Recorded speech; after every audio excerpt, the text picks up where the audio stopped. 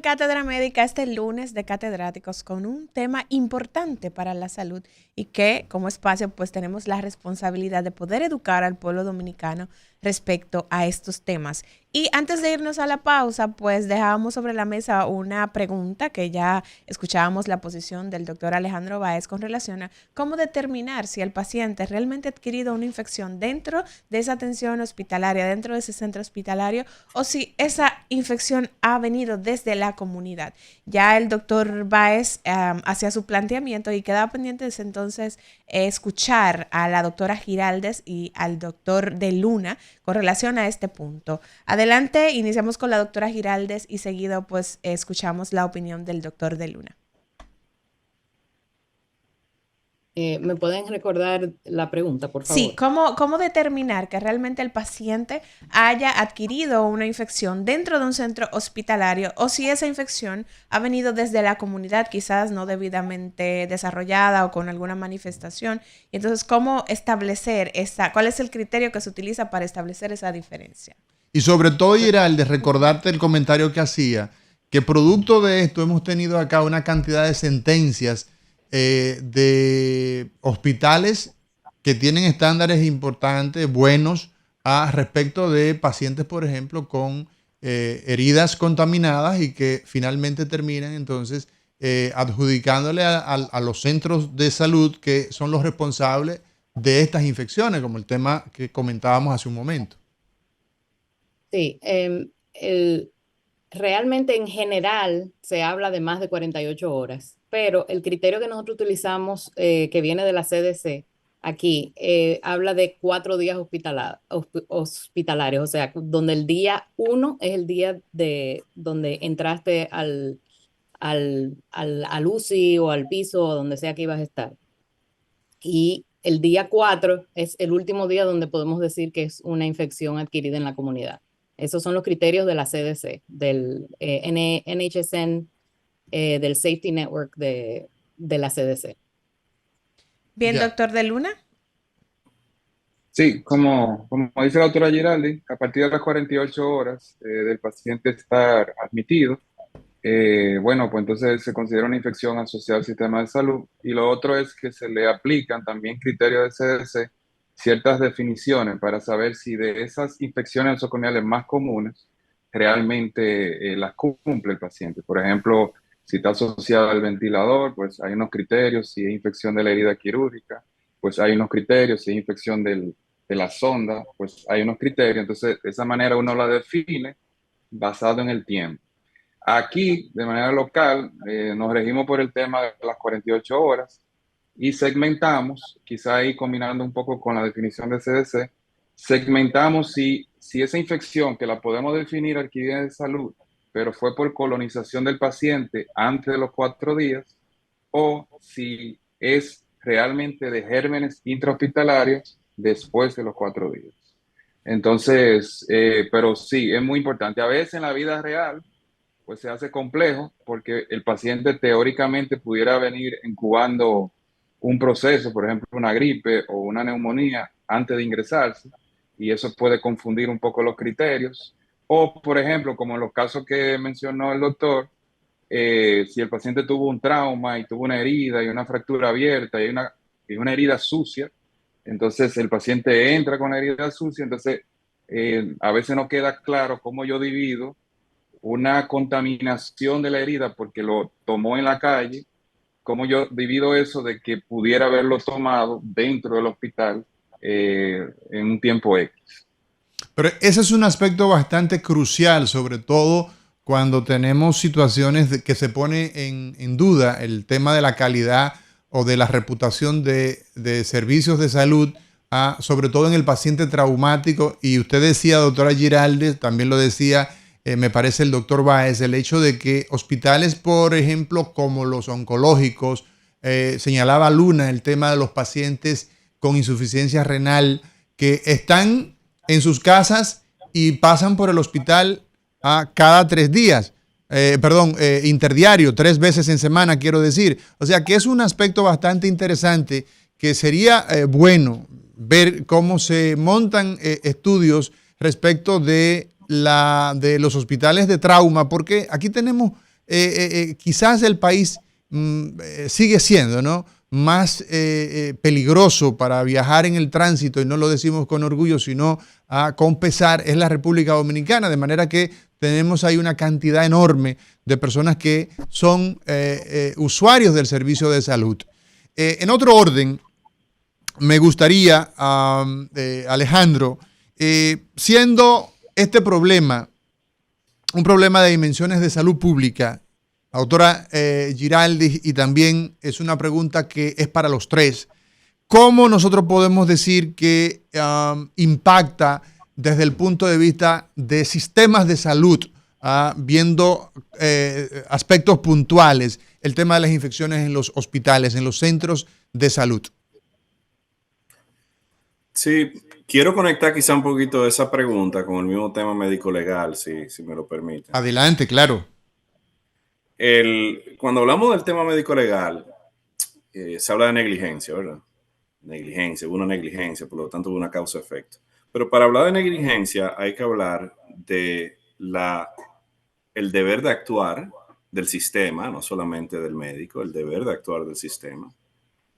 Una violentación o violación de ese deber de actuar, una falla en ese deber de actuar, una complicación debido a esa falta de deber de actuar y que hay una causa-efecto asociada a esa complicación. O sea, hay una serie de criterios para hablar legalmente de negligencia. A mí me parece que en República Dominicana hemos brincado a los temas médico-legales sin necesariamente haber creado un marco a nivel regulatorio, a nivel de la salud pública, a nivel de la gerencia de los sistemas de salud, donde objetivamente se pueden establecer estos criterios. A mí, por ejemplo, yo escribí un artículo que me preocupaba, el tema de criminalización, de penalización de los errores médicos, la práctica médica, tiene repercusiones súper profundas, y eso es realmente un tema de salud pública, es un tema de economía de salud, es un tema que ahora mismo se hace muy difícil solventar encima de las paupérrimas tarifas establecidas para los servicios de los médicos. Encima de eso, meterle una carga a lo que es la protección médico-legal del sistema. O sea, cuando hablamos de todo esto, hay que verlo, no verlo tubular, sino verlo de una perspectiva macro. Por ejemplo, cuando se habla de gestión de calidad, se habla de proceso, estructura y resultados. Resulta ser que convenientemente los abogados están viendo nada más el resultado, pero no ven el proceso y la estructura. Por ejemplo, ¿por qué los hospitales no todos tienen un departamento de epidemiología hospitalaria y de control de infecciones? ¿Por qué? Porque cuesta dinero. ¿Y por qué cuesta dinero? Bueno, porque hay que pagar a personal, hay que pagar en proceso, hay que pagar estructura, hay que establecer estándares. Y cuando a un cirujano le pagan 10,000 pesos por una apendectomía, se hace muy difícil encima de esos 10,000 pesos que hay que pagarle al personal de enfermería, al centro de salud, al anestesiólogo y al cirujano, justificar que encima de ese overhead, encima de ese costo, hay que meter un overhead o un indirecto para lo que es la prevención hospitalaria o la gestión de la calidad. No sé si me estoy dando a entender en la línea que voy. Sí. Si de repente un sistema no establece un tarifario para antibióticos, moléculas de antibióticos costosas, que sabemos que son las que van a funcionar, y el médico dice, este es el antibiótico que funciona, pero no lo tengo aquí, y no se lo da al paciente, el paciente se complica. ¿De quién es la culpa? ¿Del médico que dijo, este es el antibiótico que funciona y no está disponible, o del sistema que no lo ofreció? Un hospital que no tiene un departamento de gestión de la calidad con epidemiología hospitalaria que puede trazar todos estos números, porque simplemente una clínica de 40 camas no tiene un volumen establecido significativo para poder sustentar un buen departamento de gestión de la calidad con las tarifas actualmente existentes. ¿De quién es la culpa? De no tener esos procesos y esa estructura para prevenir las complicaciones. Entonces, al final, cuando hablamos de negligencia, hablamos del sistema de salud, lo que estamos hablando es de una responsabilidad compartida. Desde arriba hasta abajo, desde el sistema, los prestadores, las aseguradoras, hasta la enfermera y el conserje que limpia, tiene una responsabilidad compartida. Lo que pasa es que lo que damos la cara somos los médicos. Y es mucho más fácil decir, este médico es el responsable de esa complicación, que reclutar neuronas y decir, ven acá, pero esto es un problema mayor, es un problema del sistema. Es un problema de la estructura, de los procesos del sistema. Es un problema de la paupérrima compensación existente por las aseguradoras que expone a los pacientes a riesgo de complicaciones. Entonces ahí viene una perspectiva de economía de salud, viene una perspectiva de salud pública y viene una perspectiva de sistemas asociada a estos temas de complicaciones por infección hospitalaria. Definitivamente, doctor Baez, yo creo que usted ha puesto el dedo en la llaga, sobre todo por lo que hemos estado viendo en los últimos meses con relación a estos temas médico-legal. Y definitivamente hay muchas cosas que reforzar en el sistema de salud, sobre todo conociendo de condiciones como las que hoy conversamos en este lunes de catedráticos, de estas infecciones asociadas a la atención sanitaria que son una posibilidad en un paciente hospitalizado. Entonces, en ese sentido, yo creo que su planteamiento es totalmente válido y que debe ser considerado por las autoridades de salud y por todo el sistema de salud, el poder mejorar todo esto que usted ha señalado como cosas que faltan o que están pendientes para poder mejorar todo el tema de la atención y reducir los riesgos de complicaciones en los pacientes que están recibiendo una atención en salud. En otro orden, me gustaría entonces pasar a la parte de qué hacer cuando se identifica que un paciente ha adquirido una infección dentro de todo el ambiente hospitalario. Ahí me gustaría entonces escuchar la posición de la doctora Giraldes y también del doctor de Luna como infectólogo. Adelante. En mi caso, yo le voy a dejar el tratamiento al doctor de Luna, que es el clínico en este caso.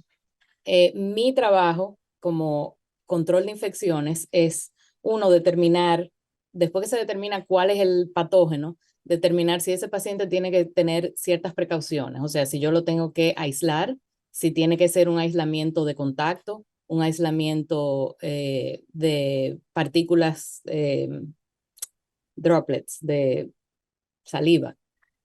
O si tiene y si tiene que estar en una habitación con presión negativa, positiva. Todo eso es parte del control de infecciones. Y además, determinar qué tipo de higiene requiere ese paciente. Y la CDC, volviendo un poquito a lo que estaba hablando el doctor Báez, el paciente que entra en el hospital asume un riesgo de que puede tener una infección. Eso está claro. En caso de determinar si es hospitalario, si es comunitario, por eso es que es importante tener una guía y tener los criterios. Y los criterios, una de las cosas más difíciles para mí cuando empecé a hacer este tipo de trabajo fue como que divorciar lo que es clínico y lo que es criterio. Muchas veces los criterios no van con la clínica. El infectólogo me dice, mira, no, esa no es una infección causada por la línea central. Y yo le digo, bueno, pero lamentablemente el criterio llena el criterio. Entonces yo tengo que llamarlo una infección de la línea central. No sé si me explico. Es difícil, pero se facilita con un criterio claro, con un protocolo a seguir. Entonces ya ahí, cuando uno tiene un protocolo claro a seguir, tú dices, ¿es blanco o es negro? Punto. Ya, desde el punto de vista, doctora Giraldes, desde el punto de vista de, usted dice que el paciente cuando entra a un centro de salud, pues sabe que tiene un riesgo, ¿no? ¿Cómo lo sabe? ¿Se le notifica? ¿Se le da un documento donde se establece eso? ¿Cómo se hacen las cosas en los servicios donde usted trabaja? Sabemos que usted es, trabaja, es certificada por Inglaterra en epidemiología hospitalaria y prevención de infecciones, me corrige, y que trabaja para Augusta, en Georgia. ¿Es así? No, en Inglaterra fue la parte de alergia. De alergias, correcto. Mi colega alergólogo debe estarse preguntando qué hago yo aquí hablando de infecciones. Bueno. Mi trabajo aquí en Estados Unidos y la certificación es de Estados Unidos de control de infecciones y epidemiología hospitalaria. Exacto. Entonces, ¿cómo se hace cómo se le da a conocer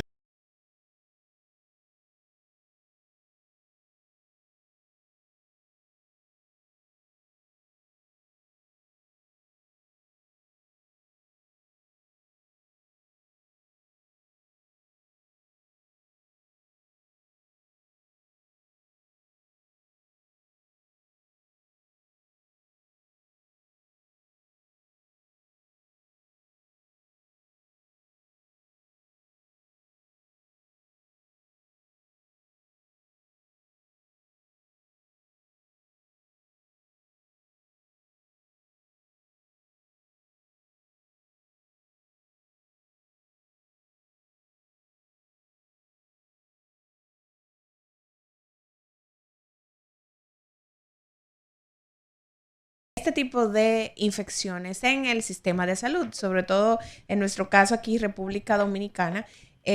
Así que adelante con su planteamiento. Sí, bueno, tiene un impacto directo, por ejemplo, en estancia hospitalaria. Una vez, hace como un año, presentamos un póster, presentamos un póster en un congreso norteamericano y determinamos que por lo menos incrementa 3 días más los días de internamiento de los pacientes. El otro tema es el costo. Eso no se ha cuantificado aún, por lo menos a nivel local. En otros estudios internacionales sí, pero hay un incremento importante en el costo por internamiento de los pacientes y evidentemente en la salud del paciente. Lo que decía el doctor Báez ahorita, eso es importante porque no solo el tema de que cuánto paga la aseguradora por servicio o por cirugía, etcétera, o por asistencia, para poder cubrir el Departamento de Control de Infecciones, sino que también hay muchos insumos de consumo necesario para poder controlar infecciones que muchas veces no pasan para ser facturados para que la aseguradora lo cubra. Entonces, muchas veces, si son centros grandes como el de nosotros, bueno, pues a lo mejor financieramente lo pueden resolver porque de alguna manera ellos hacen los ajustes, pero muchas veces en hospitales públicos o en otros centros, esos insumos básicos no están cubiertos por el sistema. Por ejemplo, como dijo la doctora Giraldi, por ejemplo, si un paciente tiene una infección nosocomial y hay que segmentarlo por el nivel de precaución que lleva, hay una serie de insumos, como por ejemplo la mascarilla, la bata, el tipo de guante, etcétera, y eso usualmente lo cubre el centro como tal, o no sé, pero no está dentro del paquete del sistema, para que el sistema sea quien se haga responsable de los costos de eso. Entonces, eso trae distorsiones porque muchas veces no todo el mundo puede cumplir con eso.